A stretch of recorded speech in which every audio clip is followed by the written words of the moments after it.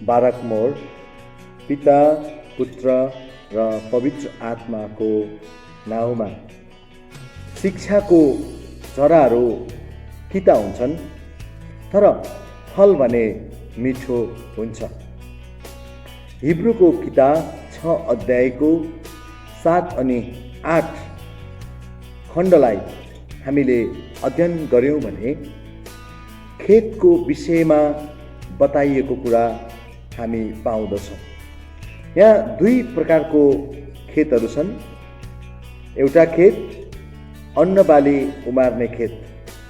यो खेत परमेश्वरको आशिषको योग्य छ। अर्को खेत काँडा र सिउँडी उमार्ने खेत। यो खेत परमेश्वरको श्रापको योग्य छ। अब एउटा कुरा म हजुरहरू समक्ष बताउन चाहन्छु। पहिलो कोरिन्थी 3 अध्यायको 9 पद अनुसार सन्त पावलले भन्नुभएको छ, हामीहरू नै परमेश्वरका खेतहरू हौँ, जुन खेत परमेश्वरको आशिषको योग्य छ। अब हामी परमेश्वरका खेतहरू हौँ भने हामीले असल फल अर्थात् अन्नबाली हाम्रो जीवनबाट उमार्न आवश्यक छ। कसरी उमार्न सक्छौँ त हामीले अन्नबाली? 2वटा कुराहरू म आज आशिषको रूपमा हजुरहरू समक्ष म बाँड्न चाहन्छु। पहिलो कुरा हो झरी।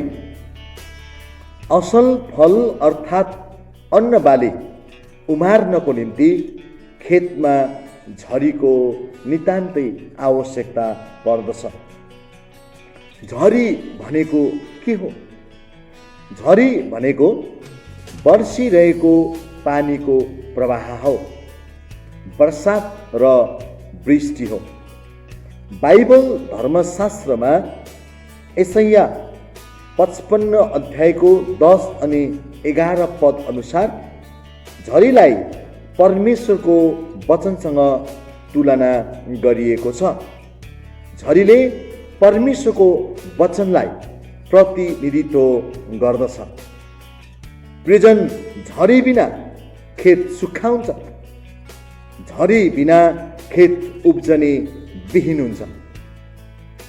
योएलको किताब 1 अध्यायको 10 पदलाई हामीले हेर्यौँ भनेदेखि योएल अगमवक्ताले सेवकाई गर्नुभएको समयमा इजरायलीहरूको आत्मिकी अवस्था, आर्थिक अवस्था, सामाजिक अवस्था, राजनैतिक अवस्था अति नै सुक्खा थियो।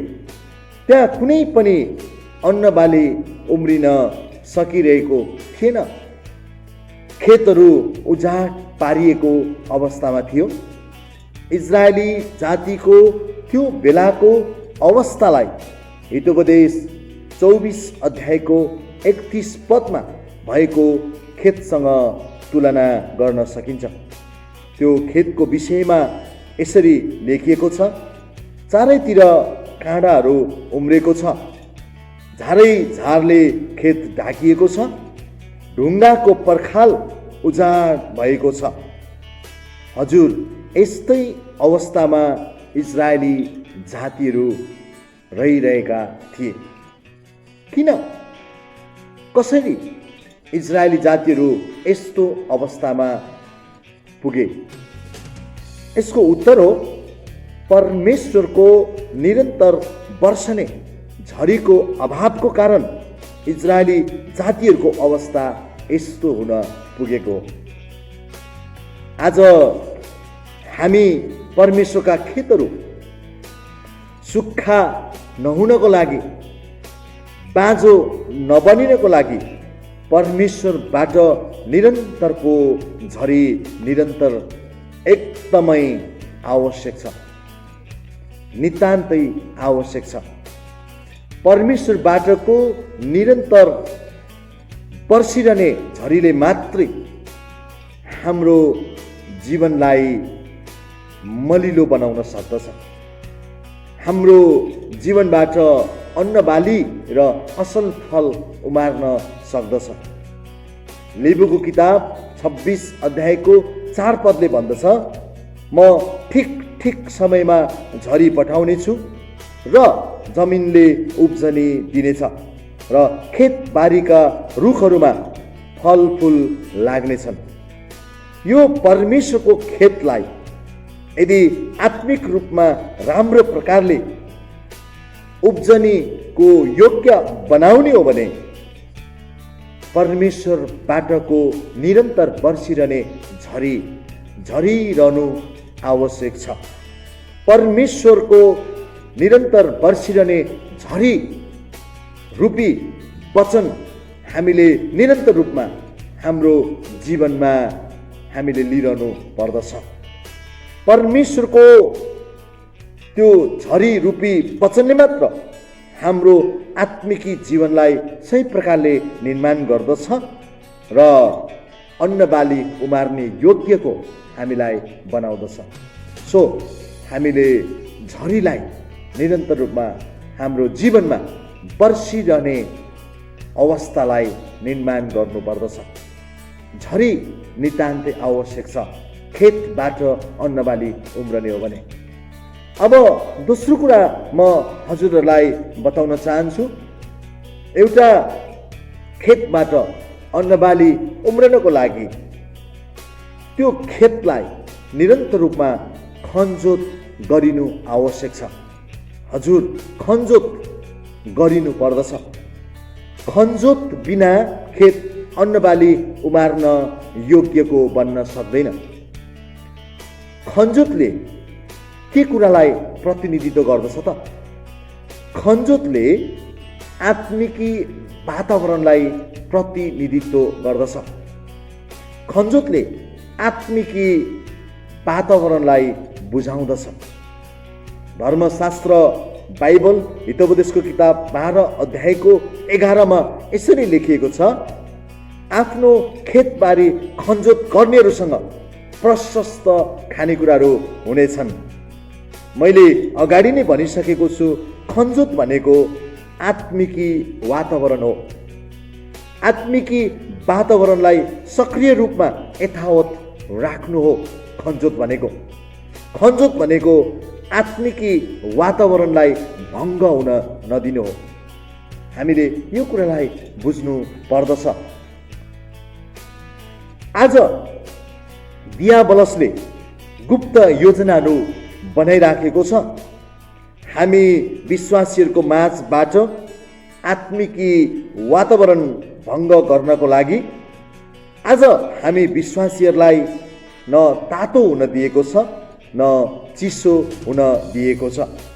आजको मण्डली वास्तवमै मन तातो अवस्थामा छ। आज विश्वासी जनहरूमा आत्मिकी वातावरण छैन। आज दियाबलसको गुप्त चालभित्र मण्डली फसिसकेको छ। खेत बाँझो हुने अवस्थामा छ। प्रियजन, हामी सबैजना आज फर्किनु आवश्यक छ। आफ्नो खेतबारीलाई खनजोत गर्न नितान्तै आवश्यक छ। नत्र भने काँडा र सिउँडी उमार्नेछ। काँडा र सिउँडी उमार्नु परमेश्वरबाटको श्रापलाई निम्त्याउनु हो। प्रभुले भन्नुभएको छ, तिमीहरूले प्रशस्त फल फलाउनेछौ। परमेश्वर स्वयंले म खनजोत गरिकन म तिमीहरूलाई त्यो अन्न बाली उम्रिने योग्यको खेत बनाउँछु भनेर प्रतिज्ञा गर्नुभएको छ। इजिकियल 36 अध्यायको 9 पदलाई हामीले पढौँ। तिमीहरूको मलाई चिन्ता लागेको छ। म तिमीहरूलाई निगाह गर्नेछु। म तिमीहरूलाई खनजोत गरेर बिउ छर्नेछु। अर्को पनि खण्ड हामी पढ्नेछौँ। इजिकियल 36 को 34 पद। उजाड भएको जमिन फेरि अन्न उमार्नलाई खनजोत गरिनेछ। यी धर्मशास्त्रका केही खण्डहरूबाट हामीले यही कुरा बुझ्न सक्दछौँ कि खेतबाट अन्न बाली उम्रनको लागि खनजोत गरिनु आवश्यक छ। हामी परमेश्वरका खेतहरू हौं। हामीले अन्न बाली उमार्नु पर्दछ। हाम्रो आत्मिकी अवस्था राम्रो हुनु पर्दछ। हाम्रो आत्मिकी जीवन राम्रो हुनु पर्दछ।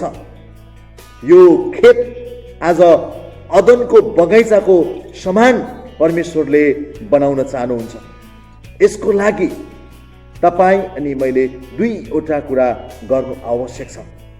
परमेश्वरको वचन रूपी झरीलाई निरन्तर रूपमा हाम्रो जीवनमा हामीले निम्त्याउनु पर्दछ, अध्ययन गर्नु पर्दछ, हृदयमा यसलाई सञ्चय गरेर राख्नु पर्दछ।